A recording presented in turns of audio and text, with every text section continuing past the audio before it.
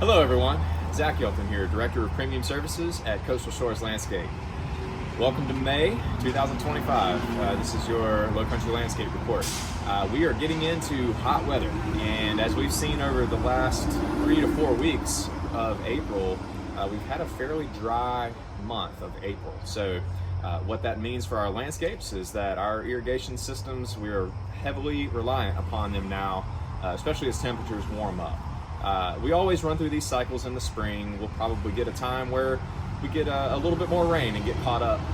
But your irrigation systems are key right now to be functioning at a high level to maintain landscapes, especially those landscapes that are newer and have just been installed within the last 12 months or so. Keep in mind, they're just putting down new roots. That includes both sod, plants, and trees in new landscapes are just putting down new roots. So their roots aren't very deep yet, and it's important that irrigation is set up properly to encourage good deep root growth and supply those plants with all that they need.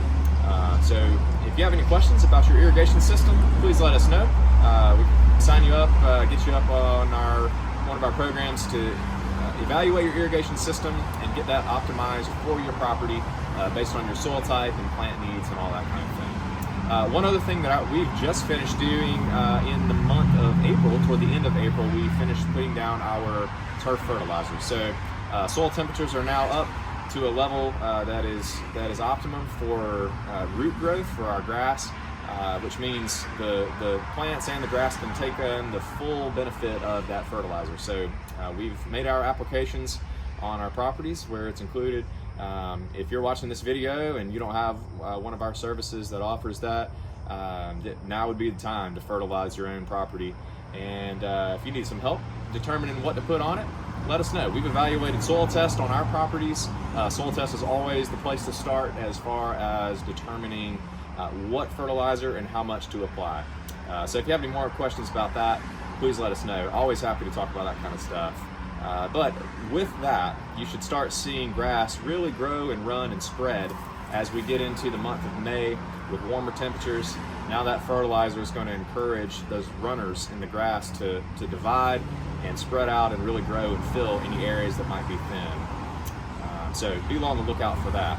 And then one other comment on plant materials. We've had a cold winter. If you were here with us in January, February, you remember the ice storm, the snowstorm that we had, which is very atypical for our area, and many plants suffered this year. We're seeing some of our tender perennials and some of the tropical plants did not make it through quite as well as we would like.